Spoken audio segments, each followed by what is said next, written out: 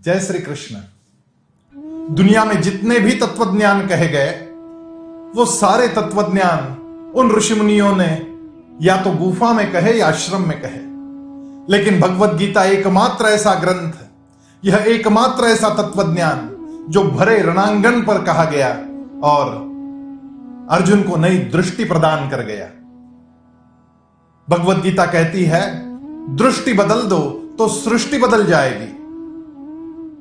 एक बड़ी प्यारी कहानी मुझे याद आ रही है।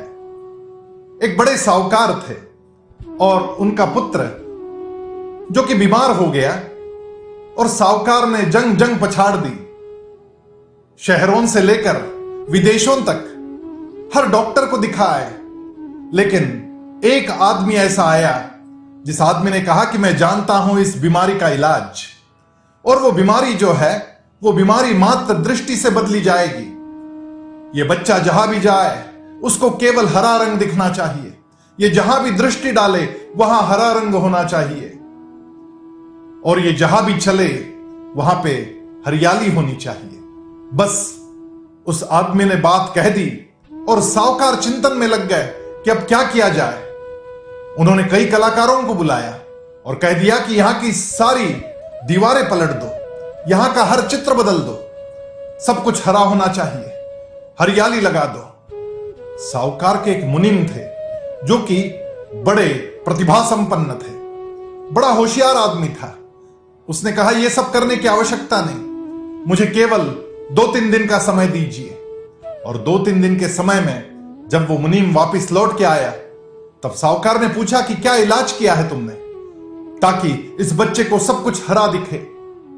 उस मुनीम ने अपना थैला निकाला और उस थैले से एक चश्मा निकाला जो कि हरे रंग का था। वो चश्मा जब बच्चे के आंखों पर पहनाया गया और बच्चे से पूछा गया कि क्या तुम्हें सब हरा दिख रहा है, तो बच्चे ने कहा, बिल्कुल मुझे सब कुछ हरा दिख रहा है। और दूसरी चीज उसने अपने थैले से जो निकाली वो थी एक हरे रंग की चप्पल, वो एक स्लीपर जिस पे मखमली हरे रंग का कुशन लगाया हुआ था। जैसे ही उस चप्पल को पहनकर यह बच्चा चलने लगा तो उसने कह दिया कि मुझे बिल्कुल ऐसा प्रतीत हो रहा है कि मैं हरियाली पर चल रहा हूं। दृष्टि बदल देने से सृष्टि बदल गई थी और बिल्कुल यही घटना भगवत गीता में घटी।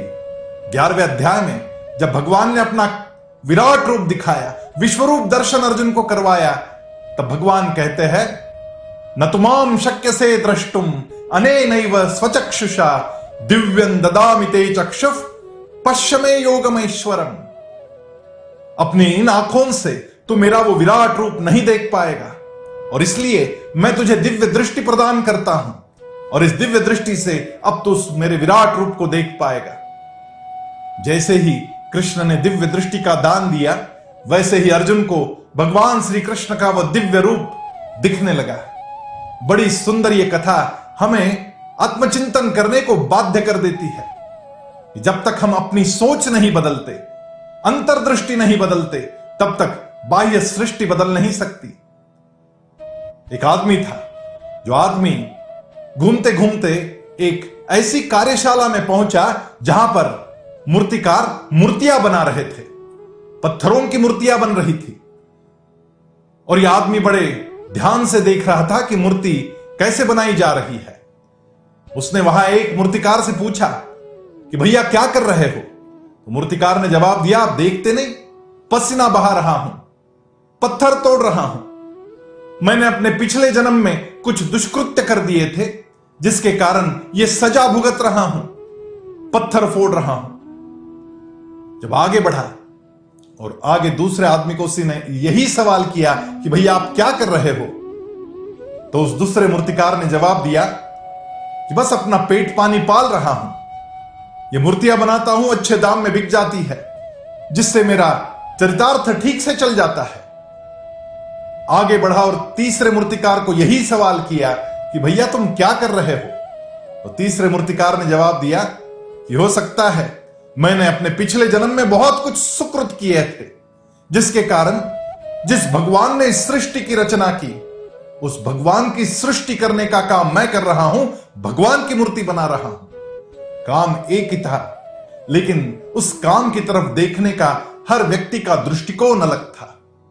और जैसे ही दृष्टिकोण बदल जाता है, आदमी की सोच बदल जाती है, और आदमी की सोच जैसे ही बदलती है, वो अंदर से प्रसन्न होने लगता है, और ये प्रसन्नता ही विजय की ओर ले जाती है।